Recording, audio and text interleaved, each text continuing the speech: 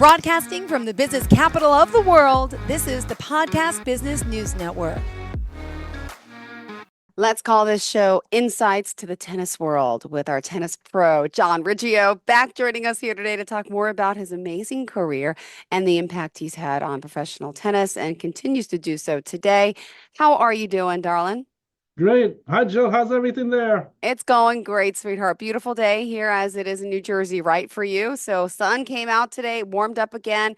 Beautiful day to play some tennis. Good Yes, nice segue. Tell us some more. For those new time listeners, John has an amazing career, more than one. Tell us a little bit about yourself, John. Yes, a lot of times I talk about my professional architect career, but I also have stories from the past when I was a professional tennis player. And recently I've been talking about some experiences that were going on at my tennis center that they built for me at Alley Pond. That's located in New York City, in Queens. It's still there. They still have tennis courts and a building. And there were some very interesting stories that came from Alley Pond in such a short time. And some of the story really is very interesting. One of them was there was a player that I played a match of tennis against. They sent him over to me at Alley Pond, and he was a very good tennis player. The first match, I was able to beat him, and he was sort of telling me that he doesn't like his tennis rackets. They thinks that they aren't really good for him. And he saw that I had a pretty good tennis racket, and he was pretty smart. I mean, he knew that those tennis rackets that they were selling at the National Tennis Center that were cheat rackets were not allowed. He knew that they were cheat rackets, they were illegal, and if he got caught with them, they'd give him a big problem. So he looked at my racket, he knew it was a legal racket, and he was saying, what kind of racket do I have? So when I told him about the Babolat Pro Stock racket that I had, he said that he had a pro shop. He went over to the pro shop and he bought one of those Babolat rackets. It wasn't a cheaper racket. It wasn't inexpensive. It was somewhere between $1,200 and $1,400. And there's a kind of thing. And then he bought that tennis racket, and then he asked to come back to play me. So we just played a match. You want to try this racket? He was playing so much better. He beat me in the match. So he's doing much better. Then after that, like maybe a week or two later, I'm playing a tournament. He's doing very good in tournament. He's winning matches. He comes back to play me. We play a match. I win the match. But he's playing much better with this racket. And this racket, he's a really good player. I'm remembering his name. I think it was Mark Schumacher. And he continued in tennis playing. I played him again at Sutton East, maybe 2 years later, a year and a half later, something like that. He's playing pretty good. I played him 1, 2, 3 matches. I forget how many matches. He won one of the matches. He's doing very good. I don't lose too many matches. He's playing with that same Babolat racket. The kid, he was about the same height as me. He looks similar to me. Same kind of hair color. So he wasn't that different a player. He's playing excellent. He's playing in the top tournaments. So he was already starting to play in those top tournaments, leading up to the best tournaments with the American Airlines, the Manhattan Open, the Eastern, all those other tournaments that we were playing there with Chicago, Dallas, Miami, all those different, Nashville, Tennessee, all those different things. And so he was in that group playing the best tournaments. So he was playing very good. And I think, I don't remember if I played him again after that. I might have played him again years later after that, going through Perot and the team with Japan. But what happened was the strangest thing. I was just remembering the horrible story was really, I think it was somewhere around 1992. That I drove home, I think it was like near the end of college, and they were saying that they thought I died, that someone had shot and killed me. And so I was very strange. I was wondering how is that possible? So then someone in the neighborhood came up and told me, he said, do you have any tattoos? I say, no, I don't have any tattoos. And I said, why are you asking? He said, because someone died looked just like me that had tattoos. And I said, no, so if someone has tattoos, how can I have died? I didn't understand what he's talking about. And then, in Yeah. fact, he told me some other very interesting things. It took me a while to really remember what happened. He told me the name of the person who died, and he was saying it was Mark Schumacher. And Wow. he said that someone somehow had put together somehow that I knew him playing tennis. So when I'm talking at home, my mind isn't thinking about pro tennis. I'm thinking about Yeah. college class. I'm thinking about going home. I'm not thinking about tennis. I'm just thinking, I don't know who that is. I didn't really remember him that well. I had to think about it. But now that I'm putting it together, unfortunately, they said that that particular player might have been this person who had died. So that was really horrible. He Wow. was a nice kid, excellent playing tennis. He was doing really good. I don't think he's originally from the area. I'm not sure where he was originally from, but Okay. he seems to have been that player. And that was the strangest thing. So I think when they first thought about him looking similar to me and he was playing tennis, it was very interesting that somehow that was really me. But I think, but then even just at the time, thinking about how he has a different name, he's someone else, Mm-hmm. has a couple tattoos on him. Obviously, it's not me, it's someone else. Yeah. This other player that was playing there.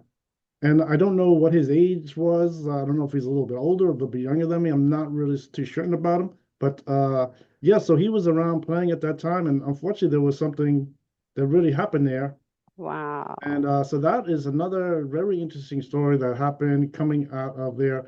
I don't know if I even played him as a junior player. I have to think if I had played him before the junior player. But I think one thing about him was the turning point when his racket really wasn't that good. And then he was interested to get the good legal racket, and he put together this thing of getting the same Babolat racket.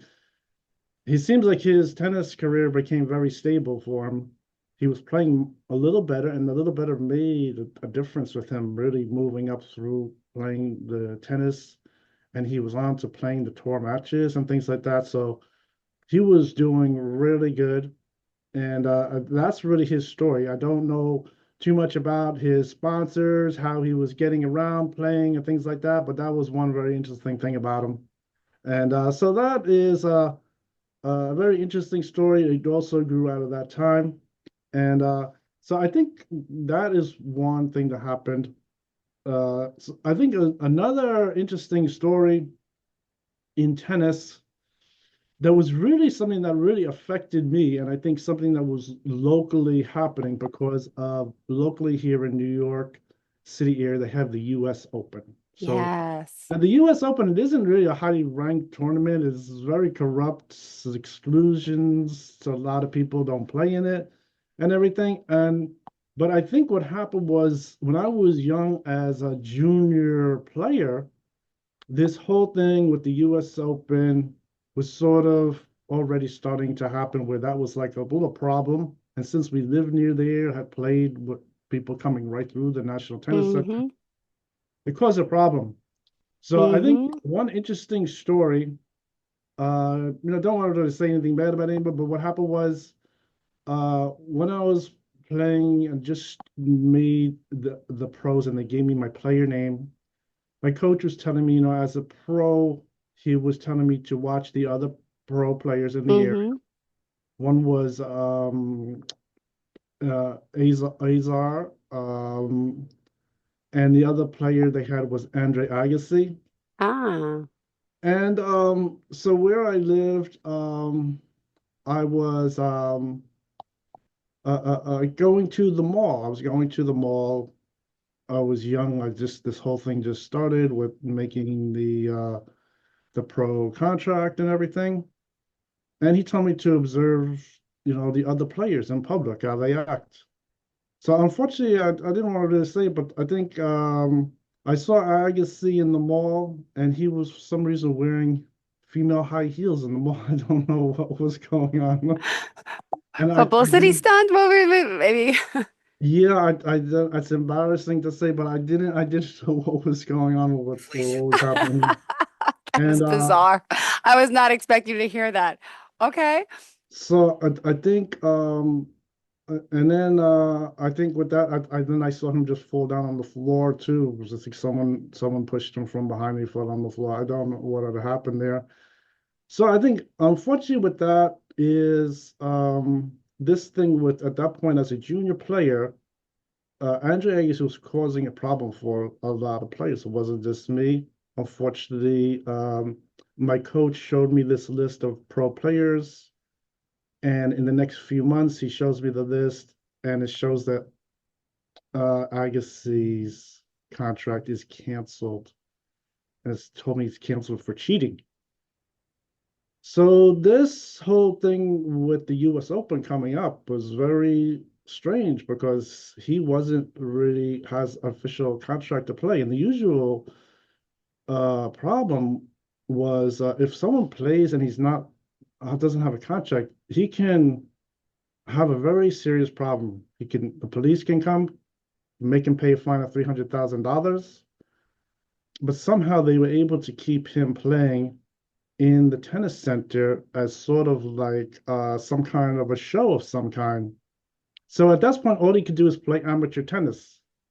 And so what happened as a junior going into the US Open, they didn't want me to play. My coach says they changed their mind. I'm not allowed to play the final in the US Open.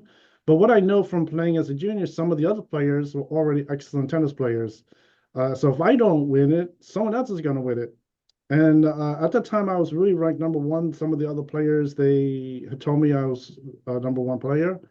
But with the US Open isn't really the center point of people playing tennis. It's really just an ordinary tournament. Sort of has a lot of corrupted things about it. Very, what you would say, exclusionary. Like it's an exclusive tournament that they just sort of doing on their own. So unfortunately, I didn't want to say this story, but I think locally they were showing Agassi winning the U.S. Open as a junior, but in fact there was another player in the group that I was told really did win the U.S. Open, and he had to go to court against the sponsors of Andre Agassi.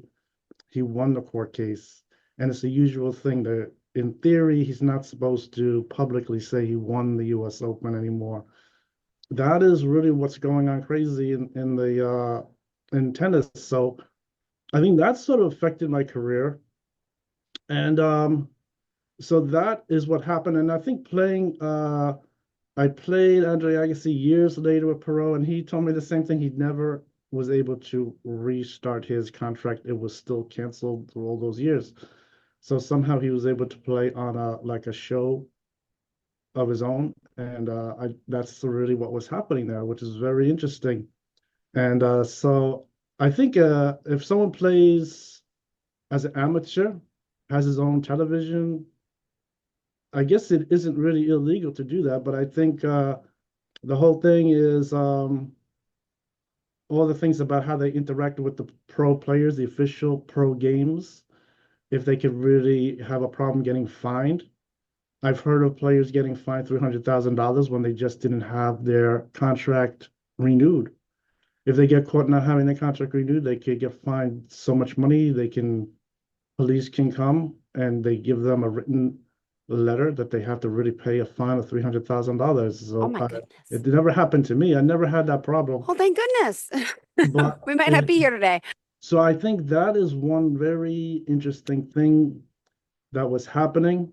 And so I think just as when I was younger, that whole controversy was taking place. I think the other young pro players, they didn't have any problem. They Yeah. pretty much were okay.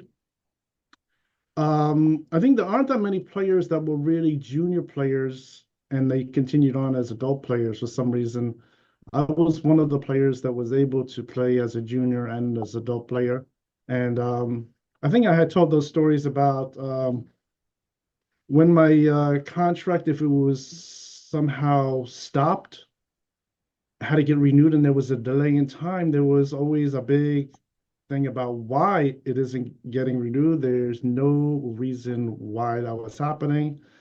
And I think so that was very interesting. I think some things I could point out about something like that is going all the way to the end of my tennis playing was when Reebok from Britain, they were in control of trying to get me on the court. Yeah. And I was talking them on the phone. We were talking direct from me, from where I was living in an apartment, all the way to them in Britain. I was talking to them on the phone. They were trying to arrange matches from Britain all the way over to the National Tennis Center. Wow. And I think they got a few people to come out to play, but unfortunately, I wasn't able to play the full match with them. And the reason is they said they're not allowed to play me. They said there's some problem with the sponsor that I have that is not able to connect to get me to where I can start playing those matches again. Wow. And so I talked to the representative from Reebok. He was apologizing to me. He said he's very sorry. He sort of felt that they were shorting, the career for me. They knew I had a few, maybe 3 or 5 years left of playing. And so they apologized to me, and then very interesting, it came out also that the ATP isn't owned by people in the United States of America. It's owned by people in the United Arab Emirates, which is a very interesting fact that they don't talk about. I don't know if it's still, Mm-hmm. but he said they was owned by people there, so that was very interesting. And even though they told me the information, that does not going to help me really. As far as a player, I can't really put anything together, but that was always a very interesting fact. I think one thing about that is when uh, Robert Kraft was involved with my playing, he was able to make a new tennis league so I could play in a new professional tennis league. And of course, Robert Kraft's right here in America, and he that tennis league was so popular with the other players because it was playing the top players, the top 250 players, playing in those tournaments very similar to the ones I had said, like the American Airlines, Manhattan, Eastern, then comparable to the ones like in Europe. We have the London Queens, the Paris Berck, Roland Garros, and the Lisbon, Portugal. Were really the top tournaments. And I think, unfortunately, the ATP insisted on coming over and saying that they wanted to buy his league Wow. and were able to buy his league. I don't know what happened. I remember at that time, Robert Kraft, in fact, and my sponsors, they looked at a feasibility to buy the ATP altogether. And it was a reality, but it wasn't eligible to get bought. They couldn't buy it for some reason. And I think years later, it turns out it wasn't really owned in the USA. I had no idea who really owned the ATP at the time. But years later, talking with Reebok from Britain, they knew who really owned the ATP. And that was really some interesting information that was so the league that Robert Kraft set up where I was playing in, and it was really competitive league, it was really excellent to play. They had to dissolve it and it was bought over by the ATP. So we were back playing with the ATP. I don't know if they ever really put in writing any guarantee that I would get to continue play tennis continuously or anything like that. It seems like I sort of had the feeling that they were buying it over, then they want to put everyone down, sort of get a good time to stop me from playing and maybe some other players. There was a lot of players like me, like say, even like I'm talking about Mark Schumacher, who was an excellent player playing in those upper tournaments. And then they could just stop their career. So that was one very interesting thing going on with tennis. I think that was really amazing. And so that was some amazing, interesting information. And I think let's see. I have another story. I don't know if we have time for it, Yeah, go ahead. We but got I six think just minutes. just to continue on all these amazing stories that's going on, I could fit another little story in. One of them was to continue on with that with the ATP and how they think and things like that was I'd originally said a story about someone who was claiming to be a employee of the ATP came over and talked to my sponsor over there at Sutton East, which is Gloria Vanderbilt. And Wow. this person was really a female. She wasn't a very old lady. She was only like maybe 30 years old. And she went over there and she was saying crazy things that she's really a god. She told me she took $4 million out of Wow. the payments and went crazy spending it. So I think after she went crazy spending it, she must have thought she was a god at that time because she went crazy. No one did anything to stop her. And I think she was saying how she has like a fancy car and everything, and she was able to buy whatever she wants. Then she went over and she threatened to kill Gloria Vanderbilt. I mean, this is unbelievable. So they had to arrest her. And it didn't get any better. Unfortunately, this person who really said they worked for the ATP and was taking money from the players, like a player would give $20,000 to play a match, they would just put it in their pocket. It Wow. never went to anyone. It's because I think you hear about tennis players just like living homeless, and she Yeah. all the money, put it in her pocket, obviously didn't pay any taxes.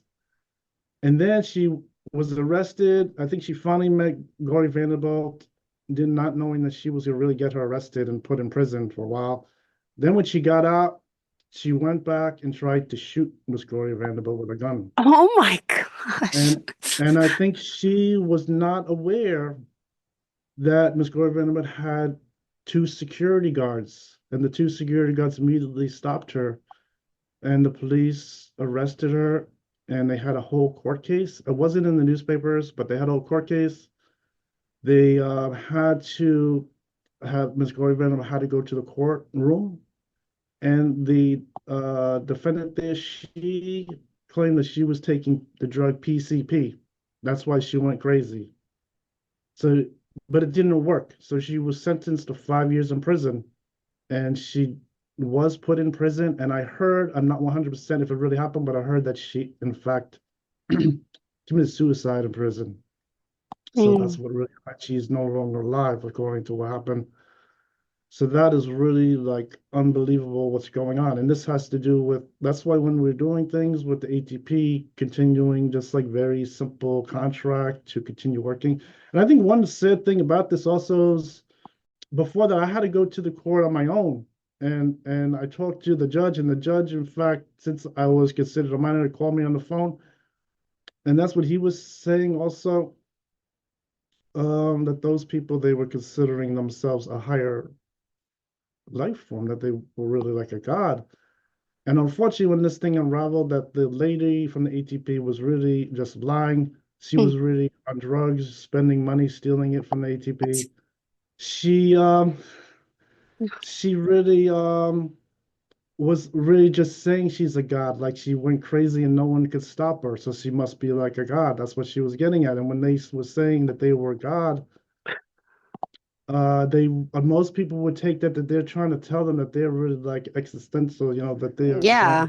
not really just like ordinary humans. So but that isn't really what was happening. They were just going wild with uh stealing money, drugs, going around threatening people, trying to also give awards to players they like. It was revolved, one player was being given like player of the year, but his coach and himself, they never applied for it. In fact, the player wasn't even actively playing tennis. So unfortunately, if they took that listing and they put it in Tennis Magazine, it was becoming absurd. I mean, I couldn't believe it.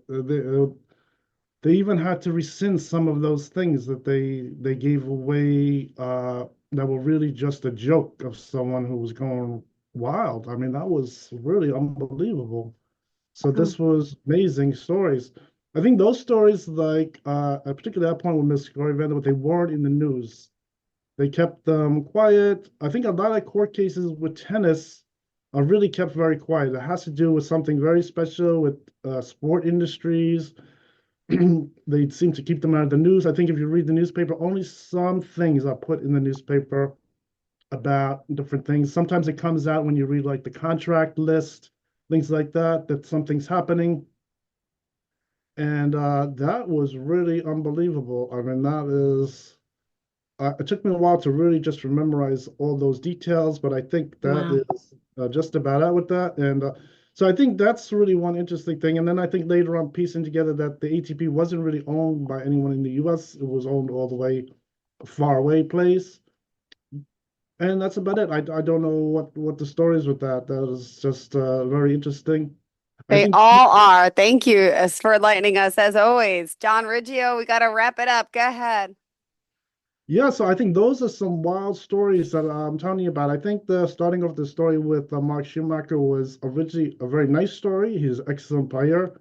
He had a really good mind, didn't want to cheat, and that proved that he was able to really succeed. He was playing really good and went to play those top tournaments. They told me that story that something happened to him. In fact, they never 100% verified it with anyone or read it in the newspaper, which was maybe I needed to take a little Yeah. copy of what happened at that time. But and then All the right. other things were really just controversial stories happening in sports that you really have to watch for, and it's really that's why you really I was lucky to have some really good sponsors that can handle those type of problems. They could really go after them because I think particularly like the lady in the ATP, she's obviously going wild, telling me that she's is going wild, spending money and stealing the money and then going around threatening people. No. So I think it was really unbelievable. All right, John, thank you for being here. JohnRiggio.com. Join him, say hello, and we will chat again soon. Always interesting speaking with you. And it's Riggio.com, JohnRiggio.com. Thank you so much for being here. Have a great Okay, day. welcome, Joe. Thank you, bye. Are you looking for even more of the podcasts and hosts that you love? The Podcast Business News Network is proud to announce that you now have even more ways to listen live. Check out the MyTuner Radio, online radio box, and Simple Radio apps on iOS and Android, or find us online. Search for Business News Network on mytuner-radio.com, or search Podcast Business News Network on streama.com and onlineradiobox.com/US. Take your podcast on the go and don't miss a minute of the action.